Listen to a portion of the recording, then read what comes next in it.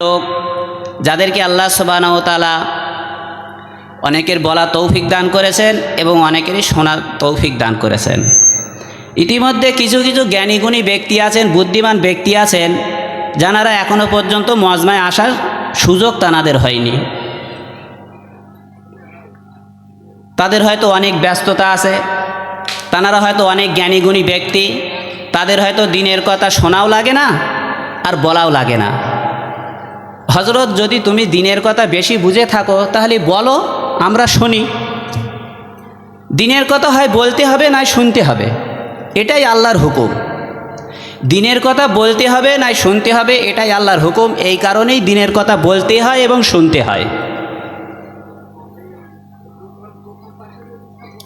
তো আল্লাহ সুবহানাহু ওয়া তাআলা কোরআন পাকের মধ্যে বলেছেন, ফাম্মা মান উতিয়া কিতাবাহু বিয়ামিনিহি ফাসাউফা ইউহাসাবু হিসাবা ইয়াসিরা। এই আয়াতের অর্থ হচ্ছে আমলনামা। যারা কিছু দিনের কথা কখনো কখনো শুনেছেন, আমলনামার কথা শুনেছেন, যদি আমলনামার কথাই নাই শোনেন তাহলে আমলনামা কাকে বলে বুঝতে হবে। আমরা এমনি জলসায় শুনি 5 ওয়াক্ত নামাজ আদায় করলে 5টা পুরস্কারের ব্যবস্থা আছে, তার মধ্যে একটা পুরস্কার হচ্ছে আমলনামা ডান হাতে দেয়া হবে, তারপরে বিনা হিসাবে জান্নাতে যাবে। কিন্তু আমলনামাটা কি জিনিস? আমলনামাটা কি জিনিস? আল্লাহ সুবহানাহু ওয়া তাআলা ওই কথাই বলছেন যে যাদেরকে আমলনামা ডান হাতে দেওয়া হবে, এটা হচ্ছে কিয়ামতের সময়। যাদের আমলনামাটা ডান হাতে দেওয়া হবে তাদের হিসাব নিকাশটা সহজ হবে, তাদের হিসাব নিকাশটা সহজ হবে। আর যাদের আমলনামাটা বাম হাতে দেওয়া হবে তাদের হিসাব নিকাশটা কঠিন হবে এবং আল্লাহর পরীক্ষা, যে দুনিয়ায় আল্লাহ সুবহানাহু ওয়া তাআলা আমাদের পরীক্ষা স্বরূপ পাঠিয়েছিলেন, এই পরীক্ষায় তারা ফেল হয়ে যাবে। যারা আমলনামা ডান হাতে পাবে তারা পরীক্ষায় পাশ হবে, যারা আমলনামা বাম হাতে পাবে তারা পরীক্ষায় ফেল হয়ে যাবে। মুহতারাম, তার আগে একটা কথা বলি, আল্লাহ সুবহানাহু ওয়া তাআলা হচ্ছেন রহমানুর রহিম। আমরা শুনেছি আল্লাহ সুবহানাহু ওয়া তাআলা হচ্ছেন দয়াবান, মেহেরবান। তিনি দয়ার সাগর, তানার মতন দয়াবান আর কেউ নেই, তিনি 1 নম্বর দয়াবান। তো তিনি মানুষের উপরে কতটা দয়া করেন? একটা হচ্ছে রহমান, একটা হচ্ছে রহিম। একটা দয়া হচ্ছে আম, মানে সর্বসাধারণের জন্য, আর একটা রহমত হচ্ছে খাস। সেই রহমটা কিন্তু, সেই আল্লাহর দয়াটা কিন্তু সবাই পাবে না, সেই দয়াটা সবাই পাবে না। দুনিয়ায় রহমতটা হচ্ছে আল্লাহর রহম, এটা হচ্ছে আম, সকলেই পাবে। কিন্তু মৃত্যুর পরে কিন্তু আল্লাহর দয়া সবাই আর পাবে না। তখন এবার আলাদা আলাদা হয়ে যাবে সব, তখন এবার সব আলাদা আলাদা হয়ে যাবে। এখন যে শুক্রবারে মসজিদে গিয়ে নামাজ পড়ছে সেও বাড়ি এসে ভাত খাচ্ছে, আর যে মাঠে কাজ করছে সেও বাড়ি এসে ভাত খাচ্ছে, যে ব্যবসায় গিয়েছে, দোকানদারি করছে, সে দোকানতে এসে বাড়ি এসে ভাত খাচ্ছে, সবাই খেতে পাচ্ছে। যে নামাজ পড়ে এসেছে তাকে আল্লাহ সুবহানাহু ওয়া তাআলা যে একেবারে বিশাল খাওয়াচ্ছে তা নয়, সে যেরকম আয়োজন করে সেই রকম খাচ্ছে। আর যে নামাজ না পড়ে মাঠে কাজ করে বাড়ি আসছে, আস্তে আস্তে আল্লাহ তার ঘাড় মটিয়ে দেশ তা না।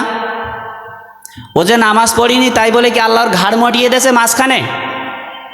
ও নামাজ না পড়ে ও দোকানদারি করেছে, আস্তে আস্তে কি ওর আল্লাহ ঘাড় মটিয়ে দেছে? দেয়নি। কিন্তু মরার পরে কি হবে? মরার পরে তো এটা হবে না।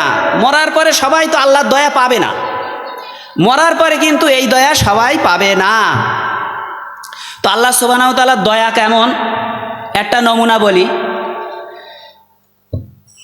নমরুদের জমানায় নমরুদের একটা মন্ত্রী ছিল কারুন। এই কারুনের আল্লাহ সুবহানাহু ওয়া তাআলা এত অর্থ দিয়েছিলেন, এত অর্থ দিয়েছিলেন যে এই কারুনের যে মালের গোডাউন ছিল, এই গোডাউনের তালার চাবি বহন করতে 60টা উট লাগতো। 60টা উট মানে 60 এখনকার একটা লরি ধরতে পারেন, উট এতটা মাল বহন করতে পারে, এখন যেরকম লরি মাল বহন করতে পারে। তো এত মালদার ছিল কারুন। তো মূসা আলাইহিস সালামের জমানায় মূসা আলাইহিস সালাম কারুনকে বলছে, কারুন আল্লাহ তোমার মাল দিয়েছে, তুমি আল্লাহর রাস্তায় কিছু খরচ করো, তুমি জাকাত দাও। কারুন বলছে, হ্যাঁ মাল আমার আল্লাহ দিয়েছে, আমি এত ক্যাপাসিটি করে ব্যবসা বাণিজ্য করে মাল অর্জন করেছি আর তোমার আল্লাহ দিয়েছে? কারণ কোনো মতে ও খরচ করবে না আল্লাহর রাস্তায়, ও জাকাত দেবে না রাষ্ট্রে, ও মূসা আলাইহিস সালামের কথা শুনছে না। মূসা আলাইহিস সালাম বারবার বলে, কারণ এ আল্লাহ দিয়েছে, আল্লাহ ভালোবেসে দিয়েছে, আল্লাহ চাইলে মাল আবার ছিনিয়ে নিতে পারে। কারণ মানছে না। কারণ বলছে, আমার যোগ্যতায় আমি অর্জন করেছি, আমার ক্যাপাসিটিতে আমি অর্জন করেছি, আমি দেবো মানে? তো মূসা আলাইহিস সালাম আল্লাহর কাছে বদদুয়া করলেন। আল্লাহ সুবহানাহু ওয়া তাআলা বদদুয়া কবুল করলেন। বদদুয়া কবুল করে কারুনকে কিভাবে ধ্বংস করলেন আল্লাহ? কারুনকে ধ্বংস করছে, কারুন যখন জমিনের উপর দিয়ে যাচ্ছে আর জমিন কারুনকে ইঞ্চি ইঞ্চি করে গিলে নিচ্ছে, ইঞ্চি ইঞ্চি করে গিলে নিচ্ছে। আর কারুনকে যখন ইঞ্চি ইঞ্চি করে গিলে নিচ্ছে, তখন কারুন মূসা আলাইহিস সালামকে বলছে, মূসা আমাকে মাফ করে দাও, আমি সব মাল আল্লাহর রাস্তায় দেব, হে মূসা আমাকে ক্ষমা করে দাও, এ মূসা তোমার আল্লাহকে বলো, হে মূসা তোমার আল্লাহর কাছে সুপারিশ করো। মূসা আলাইহিস সালাম কিন্তু কারুনের কথা শুনলেন না, কারুনের কথা শুনলেন না। তো কারুনকে আল্লাহ সুবহানাহু ওয়া তাআলা জমিনের মাটি ইঞ্চি ইঞ্চি করে পুরো গিলে নিলেন, পুরো গিলে নিল মাটি।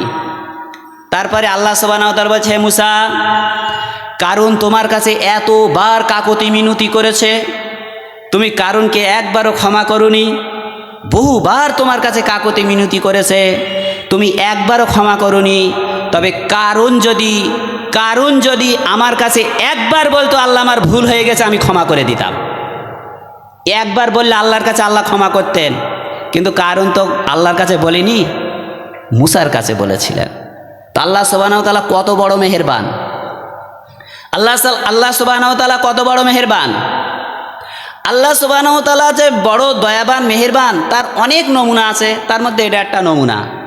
আর একটা নমুনা হচ্ছে, সবথেকে বড় নমুনা হচ্ছে যে আল্লাহ সুবহানাহু ওয়া তাআলা মানব জাতির কোন বিষয়ে কল্যাণ আছে আর কোন বিষয়ে অকল্যাণ আছে, কোন কাজ করলে সে জান্নাতে যাবে, কোন কাজ করলে সে জাহান্নামে যাবে, এটা আল্লাহ সুবহানাহু ওয়া তাআলা আগে থেকে বলে দিয়েছেন।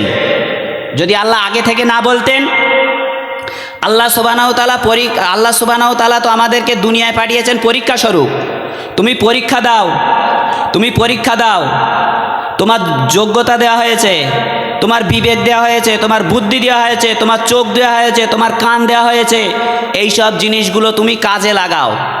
আল্লাহ সুবহানাহু ওয়া তাআলার যদি দরকার হতো, আল্লাহ সুবহানাহু ওয়া তাআলার যদি প্রয়োজন হতো যে আমার ইবাদত বান্দেগি করুক, আল্লাহ সুবহানাহু ওয়া তাআলার যদি প্রয়োজন হতো, তাহলে কিন্তু ওই মসজিদে নামাজ হতো, আর যারা মসজিদের পাশ দিয়ে হেঁটে যেত, ওরা ফট করে ঠ্যাং ভেঙে পড়ে যেত, আর হাঁটতে পারতো না। কিন্তু আল্লাহ তো তা চাই না, আল্লাহ সুবহানাহু ওয়া তাআলা পরীক্ষা স্বরূপ পাঠিয়েছে। আল্লাহ সুবহানাহু ওয়া তাআলা পথ বলে দিয়েছেন, রাস্তা বলে দিয়েছেন, তোমার ইচ্ছা তুমি যেভাবে চলতে পারো। আল্লাহ সুবহানাহু ওয়া তাআলা তোমাকে ঘাড় মটকাবে না দুনিয়ায়, আল্লাহ সুবহানাহু ওয়া তাআলা তোমাকে দুনিয়ায় কোনো সাজা দেবেন না। তবে নমুনা স্বরূপ কখনো কখনো কিছু দেখান, ভালো মানুষদেরও কখনো ভালো নিয়ামত দিয়ে আল্লাহ সুবহানাহু ওয়া তাআলা নমুনা দেখান, কখনো খারাপ মানুষকে শাস্তি দিয়ে নমুনা দেখান। এগুলো নমুনা স্বরূপ কিছু কিছু দেখান, কিন্তু কম্পালসারি না, কিন্তু কম্পালসারি না। যে আল্লাহর হুকুম পালন করছে তাকে আল্লাহ তাল্লুক লাট করে দেবে তা না, আর যে আল্লাহর হুকুম মানছে না সে ধ্বংস হয়ে যাবে তা না। আল্লাহর দয়া, আল্লাহর নিয়ামত দুনিয়ায় সকলেই অযাচিতভাবে পাবে, তবে কিন্তু মরার পরে আর পাবে না, মরার পরে আর কিন্তু পাবে না। মরার পরে বেনামাজিকে মরার পরে যখন আল্লাহ সুবহানাহু ওয়া তাআলা কিয়ামতের ময়দানে ওঠাবেন, যখন বলবেন সেজদা করো, নামাজিরা সেই দিন সেজদা করতে পারবে, আর বেনামাজিরা কাঠ হয়ে যাবে সেই দিন, কাঠ, সেদিন কাঠ। তক্তা হয়ে যাবে সেই দিন। সেদিন কিন্তু আল্লাহর দয়া আর পাবে না, দুনিয়ায় পেয়ে যাবে। দুনিয়া অযাচিতভাবে সকলেই পাবে। কেন? দুনিয়ায় আল্লাহ সুবহানাহু ওয়া তাআলা পরীক্ষা স্বরূপ পাঠিয়েছে। তুমি মদ খেতেও পারো, তুমি মদ নাও খেতে পারো, তুমি হালালও খেতে পারো, নাও পারো, এটা তোমার ইচ্ছা। তোমার বিবেক বুদ্ধি দেওয়া হয়েছে, তবে তোমার বিবেক বুদ্ধি যদি কাজে না লাগাও সে তার পরিণতি কি হবে সে কথাটা বলছি।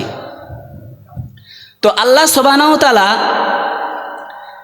যাদের আমলনামা ডান হাতে দেবেন তারা আল্লাহর পরীক্ষায় পাশ হয়ে যাবে, তারা আল্লাহর পরীক্ষায় পাশ হয়ে যাবে। এখন পরীক্ষাটা কিভাবে হচ্ছে দুনিয়ায় আমাদের পরীক্ষাটা কিভাবে হচ্ছে? দুনিয়ায় পরীক্ষাটা হচ্ছে কিভাবে শুনুন।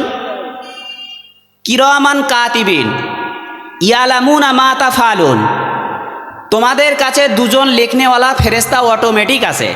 এরা কখনো মানুষ ছাড়া হয় না। দুজন চলে যায়, দুজন আসে, তারপরে দুজন চলে যায়। দুজন চলে গেলে আর দুজন আসে তা না, দুজন আসে তারপরে দুজন চলে যায়, আবার দুজন আসে, আবার দুজন চলে যায়। এরকমভাবে দুজন ফেরেশতা অটোমেটিক মানুষের কাছে আছে। তাদের কাজ কি? তাদের কাজ হচ্ছে আমাদের আমলগুলো লেখা, আমাদের আমলগুলো লিখছেন তানারা। ওয়াকুল্লা শাইইন কিরামান কাতিবিন ইয়ালামুনা মা তাফআলুন, মানুষ যা করছে, মানুষ যেটা করছে তারা সব কিছু দেখছেন। ওয়াকুল্লা শাইইন আহসাইনাহু কিতাবা, এবং সেগুলো তানারা লিখে লিখে রাখছেন, তানারা লিখে লিখে রাখছেন। এইভাবে অটোমেটিক আমাদের কাছে ফেরেশতা আছেন। তানারা আমরা যা কিছু করছি সামান্য থেকে সামান্য, সেটা ভালো হোক আর মন্দ হোক, ছাড় পাবে না কেউ। সব ফেরেশতারা লিখছে, সব ফেরেশতারা লিখছেন। লেখার পরে ওই লেখার কাগজ কতটা হবে? ওই লেখার কাগজ হবে কিয়ামতের ময়দানে, ওই লেখার কাগজ তার কাছে আনা হবে, মানে তার কৃতকর্ম, তার জীবনী, তার জীবনে কি করেছে না করেছে সব লেখা, সেই খাতা তার কাছে আনা হবে। সেই খাতার পরিমাণ, সেই পৃষ্ঠার পরিমাণ কতটা হবে? নজর ভর। সে দেখে শেষ করতে পারবে না, দেখে শেষ করতে পারবে না। এত কিছু সে দুনিয়ায় করেছে, সে ভালো হোক আর মন্দ হোক। এখন এই পাহাড় সমান তার এই হিসাব নিকাশ, হিসাব কিতাব সব ফেরেশতারা লিপিবদ্ধ করে রেখেছেন। রাখার পরে ওর থেকে ফেরেশতারা যাচাই বাছাই করছেন, কে কটা ভালো কাজ করেছে না করেছে। দেখা যাচ্ছে একজনা, বেশিরভাগ তার মধ্যে সব ভালো কাজ, তো তার একটা কাগজে লিখে কিয়ামতের ময়দানে তাকে দিয়ে দেবে। ওই রেজিস্টার, ওই সব খাতা কিন্তু টেনে আনবেন না, একটা কাগজে লিখে দেবেন, ওর নাম হচ্ছে আমলনামা, ওর নাম হচ্ছে মার্কশিট। যারা স্কুলে পড়াশোনা করেছেন তারা বলতে পারবেন, স্কুলে মাধ্যমিকে পরীক্ষায় 10-12 পৃষ্ঠা করে লিখতে হয়, একটা বিষয় 10-12 পৃষ্ঠা করে লিখতে হয়। লিখতে লিখতে লিখতে লিখতে তার লেখার পরিমাণের খাতা 100 ছাড়িয়ে যায়। তো 100 খাতা কি তোমার সামনে এসে মাস্টারেরা দিয়ে দেয় যে তুমি এই পরীক্ষার ফল তোমার এই? না, একটা কাগজে 10টা পরীক্ষার ফলাফল একটা কাগজে দেয়। একটা কাগজে দেয় তো নাকি, সে পাস করুক আর ফেল করুক একটা কাগজে দেয়। তো আল্লাহ সুবহান এ নিয়মটা কোথা থেকে শিখেছে? এই নিয়মটা শেখা হয়েছে কোরআন থেকে। কোরআন এই কথা 1400 বছর আগে বলে গিয়েছে। 1400 বছর আগে এইরকম পরীক্ষার কথা, এইরকম পরীক্ষা হবে, অনেক লেখা জমা হবে, তার মধ্যে তো একটা কাগজ আসবে আমলনামা বলে, যে ফেল হবে, যে পাস করবে তার ডান হাতে দেওয়া হবে, যে ফেল করবে তাকে বাম হাতে দেওয়া হবে। মোহতারাম, তো অনেক ঘটনা আছে এখানে। যারা ডান হাতে পাবে তারা কি করবে, যারা বাম হাতে পাবে তারা কি করবে, একদম দুনিয়ার পরীক্ষার সঙ্গে একদম সামঞ্জস্য, দুনিয়ার পরীক্ষার সঙ্গে একদম সামঞ্জস্য। তো যাই হোক, আমি ও কথাটা বলছি না, আমি আর একটা কথা বলি। তো যারা আমলনামা ডান হাতে পাবে তারা জান্নাতে যাবে, যারা বাম হাতে পাবে তারা জাহান্নামে যাবে। তো যারা ডান হাতে পেয়েছে তারা সোজাসুজি জান্নাতে চলে যাচ্ছে, চলে গিয়েছে। যারা বাম হাতে পেয়েছে তারা জাহান্নামায় যাচ্ছে। এখন এই যারা জাহান্নামায় যাবে, নবী অনেক আছে, অনেক নবী আছে, প্রত্যেক নবীর কিছু মানুষ কথা শুনেছে, কিছু শুনেনি। তো যারা শুনেছে তারা জান্নাতে গিয়েছে, যারা শুনেনি তারা জাহান্নামে যাবে। তো শেষ নবীর উম্মত কিছু হতভাগা আছে, তারা শুনেনি, তো তারা জাহান্নামে যাচ্ছে। তো অন্য অন্য নবীর উম্মতকে যারা জাহান্নামে যাবে তাদেরকে টেনে হিঁচড়ে নিয়ে যাচ্ছে। আর আমাদের নবীর উম্মতদেরকে টেনে হিঁচড়ে নিয়ে যায় না, সসম্মানে নিয়ে যাওয়া হচ্ছে। জাহান্নামের ফেরেশতা বলছে, আরে দাঁড়াও, তোমরা কারা? বলছে আমরা হচ্ছে শেষ নবীর উম্মত। বলে কোথায় যাচ্ছ? বলে আমাদের ঠিকানা জাহান্নাম হয়ে গিয়েছে। তো জাহান্নামের ফেরেশতা বলছে, না না না, শেষ নবীর উম্মত জাহান্নামে আসবে কেন? তোমাদের নবীর নাম কি বলো তো? বলে মুহাম্মদ সাল্লাল্লাহু আলাইহি ওয়াসাল্লাম। বলে কি কিতাব তোমাদের উপর অবতীর্ণ হয়েছিল বলো তো? বলে কোরআন। বলে হায় হায় হায় হায়, কোরআনের মতন কিতাব তোমরা পেয়েছো? পেয়েছিলে? মুহাম্মদ সাল্লাল্লাহু আলাইহি ওয়াসাল্লামের মতন নবী তোমরা পেয়েছিলে, তারপরে জাহান্নামে আসলে কেন? কোরআনের মতন কিতাব পাওয়ার পরে, যে কোরআনের মধ্যে পরিষ্কার বলা আছে এই কাজ করলে জান্নাতে যাবে আর এই কাজ করলে জাহান্নামে যাবে, তারপরে আর বুঝিয়েছেন কে? মুহাম্মদ সাল্লাল্লাহু আলাইহি সাল্লাম। তারপরেও তোমরা এই জাহান্নামে আসলে কেন?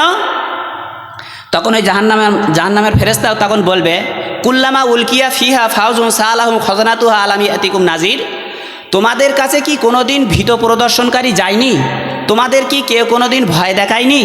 তোমাদের কি কেউ কোনোদিন এই জাহান্নাম সম্পর্কে বলেনি? এখন আমরা আমাদের মধ্যে থেকেই তো হবে, জান্নাতি জাহান্নামী আমাদের মধ্যে থেকেই তো অনেকই হবে। তখন আমরা কি উত্তর দেব? কলু বালা কদ জানা নাজির। হ্যাঁ, অবশ্যই আমাদের কাছে এসেছিলেন, অবশ্যই আমাদের কাছে এসেছিলেন। তারা কোরআন হাদিস থেকে আমাদেরকে বুঝিয়েছিলেন। আচ্ছা, আমাদেরকে সেই সকাল থেকে কোরআন হাদিস থেকে বোঝানো হচ্ছে আজ হবে, কাল হবে, তারপরে দিনের পর দিন বোঝানো হবে, শেখানো হবে, তারপরেও কি হবে? মানুষ যেটা করছে সেটাই করবে। তো জাহান্নামের ফেরেশতার বিশ্বাস হচ্ছে যে মুহাম্মদ সাল্লাল্লাহু আলাইহি সাল্লামের উম্মত জাহান্নামায় আসবে না, তার কারণ এরা কোরআনের মতন কিতাব পেয়েছিল, মুহাম্মদ সাল্লাল্লাহু আলাইহি সাল্লামের মতন নবী পেয়েছিলেন, তারপরে জাহান্নামে এলে কেন? আমরা তো সব তো কোরআনে শুনেছি, বুঝেছি। বিষয় হচ্ছে, একটা কথা বলি, আলেম উলামা তো দূরের কথা, কোরআন হাদিস থেকে যাই বলুক না কেন, গুলে খাওয়াক না কেন, কথা হচ্ছে আসমান থেকে যদি ফেরেশতা নেমে আসে, কথা ভালো করে বুঝবেন, আসমান থেকে যদি সমস্ত ফেরেশতা নিচে নেমে আসেন, আর আজ থেকে যত মানুষ দুনিয়ার থেকে বিদায় নিয়ে কবরে চলে গিয়েছে তাদেরকে যদি আল্লাহ সুবহানাহু ওয়া তাআলা জীবিত করে কবর থেকে বের করে আনে, সমস্ত আলেম উলামাদেরকে একত্রিত করে বলা হয়, কারা কারা বলছে? শুধু আলেম উলামারা বলছে না, ফেরেশতাদেরকে নামিয়ে আনা হয়েছে, কবর থেকে সমস্ত মুর্দাদেরকে তুলে আনা হয়েছে, এবং সমস্ত আলেম উলামারা থেকে সবাই যদি সব রকমভাবে বোঝায়, ফেরেশতারা বোঝাবে, আলেম উলামারা বোঝাবে, কবরের মুর্দারা বোঝাবে, ও ভাই, ও বাপ, ও মা, ও বোন, আমরা কবর থেকে উঠে এসেছি, আমরা এই কাজ করলে এই রকম আযাব হবে আমরা দেখে এসেছি সচক্ষে, এই ভালো কাজ করলে এই রকম ভালো পুরস্কার আছে আমরা দেখে এসেছি, আমরা সচক্ষে দেখে এসেছি। এই কথাটা বলছে যারা মরে গিয়েছে, তারা উঠে এসে বলছে। তারপরেও এমন কিছু মানুষ আছে, ও যেটা করতো সেটাই করবে, ও যেটা করতো সেটাই করবে। ওর হাজার বার বললে, ও মুর্দা যদি কবর থেকে উঠে এসে বলে ভাই এই কাজটা করো না, তো ওটাই করবে। কেন করবে? সে কথাও আল্লাহ কোরআনে বলেছেন। কেন করবে? ওকে যদি বলা হয় যুবক চুলটা এইভাবে কেটো না, পরকালে কিন্তু কষ্ট আছে, আযাব আছে, ও চুল ওইভাবেই কাটবে। ওই অমুক ব্যক্তিকে যদি বলা হয় যে আপনার স্ত্রীকে বাইকের পিছনে বসিয়ে মুখ লাল করে মাথার কাপড় ফেলিয়ে ওই বাইকের পিছনে করে এইভাবে নিয়ে যাবেন না, আপনি দায়ুস হয়ে যাবে, জাহান্নামে যাবে, তো ওটাই করবে। আর আমরা তো সামান্য ব্যক্তি, আমরা তো সামান্য ব্যক্তি বলো, তবে সবাই না, তবে সবাই না। ওমা ইউরিদিল্লাহু খাইরান ইউফাক্কিহু ফিদ্দীন, তবে আল্লাহ যাদের দ্বীনের বুঝ দান করেছেন, আল্লাহ যাদেরকে ভালোবাসেন তাদেরকে আল্লাহ সুবহানাহু ওয়া তাআলা দ্বীনের বুঝ দান করেন, তাদেরকে দ্বীনের বুঝ দান করেন। আজকের কি এই এলাকায় 18 থেকে 20-22 বছরের ছেলেপিলে নেই? 18 থেকে 20-22 বছরের ছেলেপিলে নেই? তারা একটাও এখানে নেই। কেন নেই? তারা কোথায় আছে? কি সমাজ তৈরি হচ্ছে আপনি জানেন? আজ যা সমাজ তৈরি হচ্ছে, যদি এইরকম চলতে থাকে, এই সমাজ যদি চলতে থাকে এইভাবে গতানুগতিকভাবে যদি চলতে থাকে সমাজ, আজকাল কি হচ্ছে, মা বাপ আর ওই দুতলা বিল্ডিংয়ে থাকতে পারছে না, মা বাপের জন্য একটা কুঁড়ে ঘর তৈরি হচ্ছে।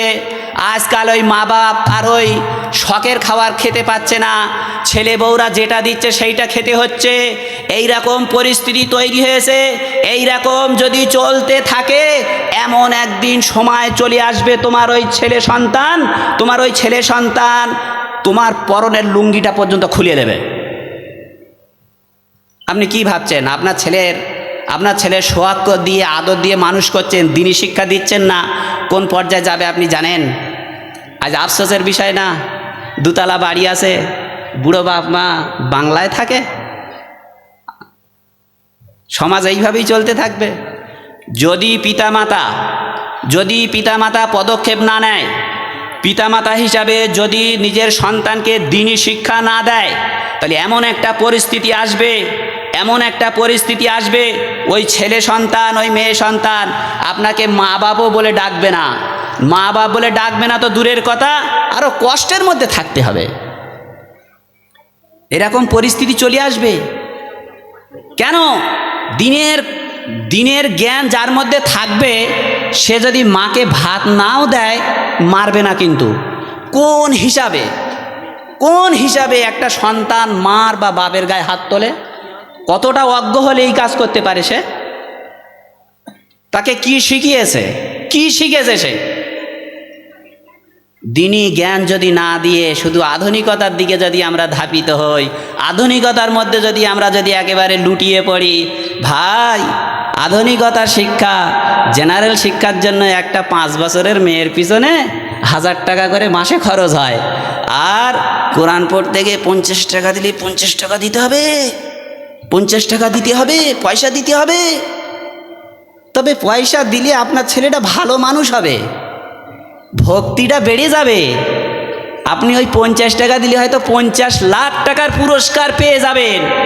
50 লাখ টাকার পুরস্কার হয়তো আপনি পেয়ে যেতে পারেন। মহতারাম বুজুর্গ দোস্ত, সময় খুবই সংক্ষেপ। আমাদের আমন্ত্রিত আরও অনেক উলামায়ে কেরাম আছেন এবং আমাদের আকাঙ্ক্ষিত বক্তা আছেন, তা জানার জন্য আমরা অধীর আগ্রহে আছি। তিনিও আসবেন। আল্লাহ সুবহানাহু ওয়া তাআলা যা কিছু বলিয়েছেন, সঠিক কথাগুলোর উপরে আমল করার তৌফিক দান করুন। যেটা সঠিক হয়েছে সেটা আল্লাহর পক্ষ থেকে, যদি ভুল হয়ে যায় সেটা শয়তানের পক্ষ থেকে হয়েছে। তো আল্লাহ সুবহানাহু ওয়া তাআলা সঠিক কথাগুলোর উপরে আমল করার তৌফিক দান করুন। ওয়া মা আলাইনা ইল্লাল বালাগ।